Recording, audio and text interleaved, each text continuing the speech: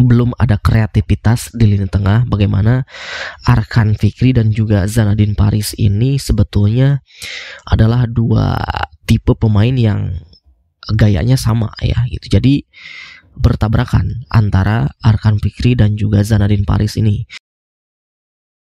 Assalamualaikum warahmatullahi wabarakatuh. Salam sobat hobi bola. Indonesia mengawali perjuangannya di AFF Mitsubishi Electric Cup atau yang biasa kita sebut Piala AFF tahun 2024 ini dengan bertandang ke Myanmar, dan di pertandingan perdana melawan tim tuan rumah Myanmar, Indonesia berhasil mengalahkan Myanmar dengan skor tipis 1-0. Tentu dengan kemenangan perdana ini, dengan 3 poin perdana ini adalah kemenangan yang sangat penting bagi timnas Indonesia dalam perjuangan mereka di ASEAN Mitsubishi Electric Cup. Sementara di pertandingan lain di grup yang sama, yaitu Vietnam berhasil mengalahkan tamunya dengan skor telak 4-1 ya. Vietnam menang atas Laos dengan skor yang cukup telak. Maka dari itu, dengan hasil ini di klasmen sementara grup B, Indonesia berada di peringkat kedua klasmen sementara, walaupun sama-sama meraih 3 poin dengan Vietnam, tetapi Vietnam unggul selisih gol, diikuti oleh Filipina yang memang belum bertanding, lalu Myanmar di posisi keempat, dan Laos di posisi juru kunci. Kita coba membahas bagaimana jalannya pertandingan semalam, mulai dari starting line up dulu yang diturunkan oleh pelatih Sintayong. Ketika starting line up ini turun gitu, ketika saya melihat 11 pemain yang diturunkan oleh Sintayong, tentu saya ngiranya ada pemain yang berposisi sebagai center back. Itu ada 2 pemain ya, ada Kadek Arel dan juga Muhammad Ferrari. Nah, di situ saya melihat bahwa sepertinya ini pelatih Sintayong akan menggunakan atau memainkan dengan formasi 4 back ya. Saya mengiranya begitu karena memang ada 2 pemain yang berposisi sebagai center back. Ternyata pas begitu melihat pertandingan dan muncul di layar kaca formasi, ternyata pelatih Sintayong tetap dengan menggunakan pakem 3 back ya. Karena memang Donitri itu diposisikan sebagai center back kiri,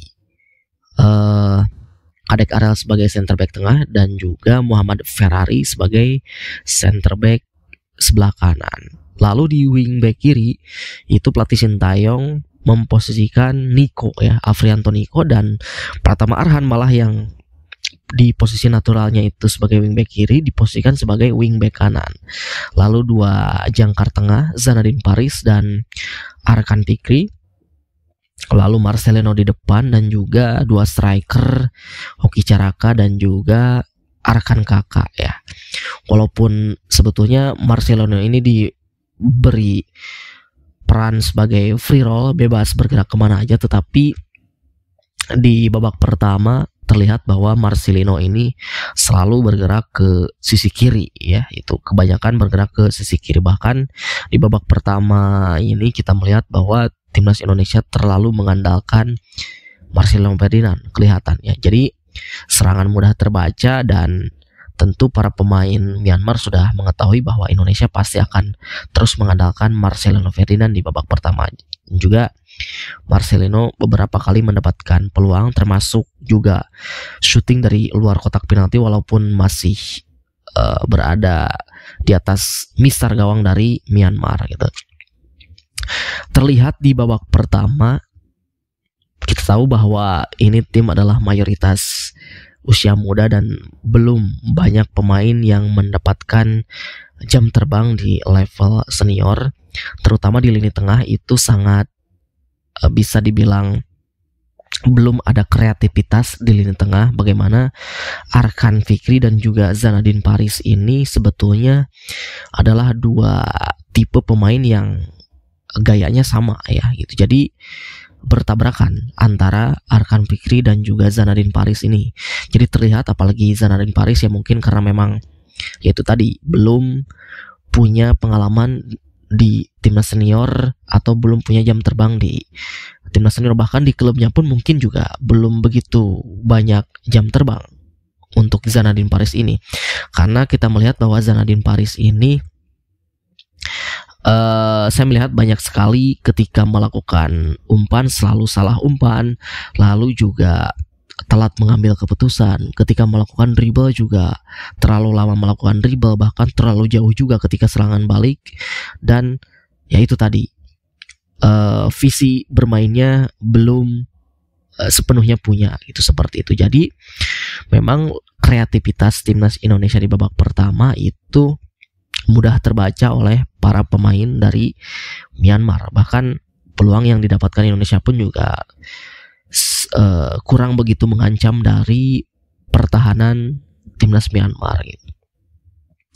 Lalu di babak kedua akhirnya Sintayong mengganti beberapa pemain dengan menurunkan para pemain senior mereka, ya walaupun juga sebetulnya secara umur masih muda juga. Di babak kedua pelatih Sintayong menurunkan Asnawi Mangku Alam menggantikan Nico, lalu juga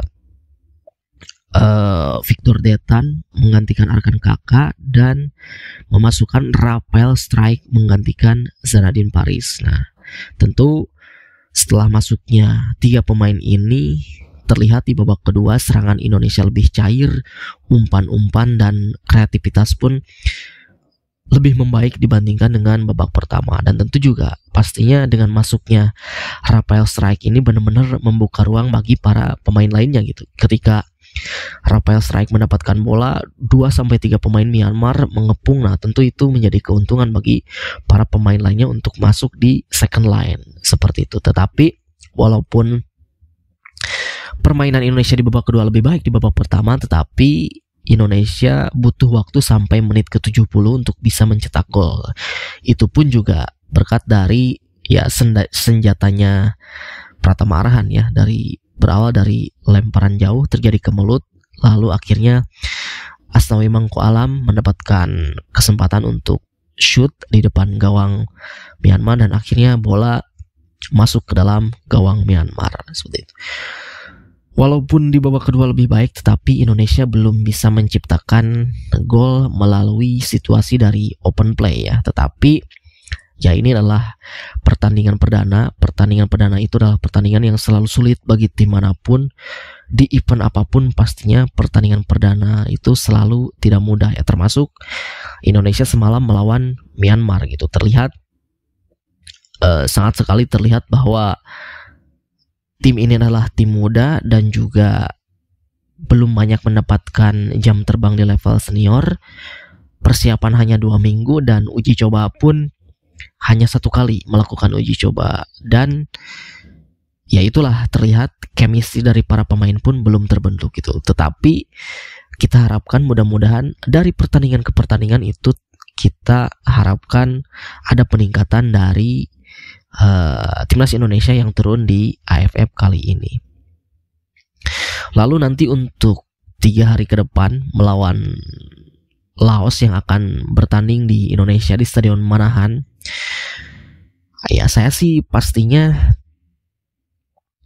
STY tetap akan melakukan eksperimen di babak pertama, apalagi ini adalah lawannya Laos. Tetapi tentu kita harapkan ada perkembangan itu, ada peningkatan dari pertandingan ke pertandingan.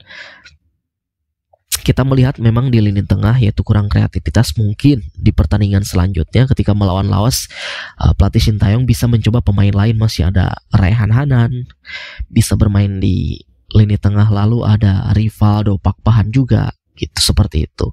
Tentu senjata-senjata seperti Rafael Strike lalu Victor Detan mungkin bisa disimpan terlebih dahulu seperti pertandingan semalam melawan Myanmar, atau mungkin juga bisa memainkan Victor Detan, Ronaldo Kouate bisa dicoba dari awal gitu, seperti itu. Tetapi ketika kita nanti bertandang ke Vietnam, nah di situ kita harus sudah menemukan pakemnya untuk di Piala AFF kali ini seperti itu gitu. Nah, jadi kuncinya adalah nanti ketika bermain di Vietnam dan juga di laga terakhir melawan Filipina. Karena memang kita tahu di grup B ini yang difavoritkan untuk lolos ke babak semifinal yaitu ada 3 negara.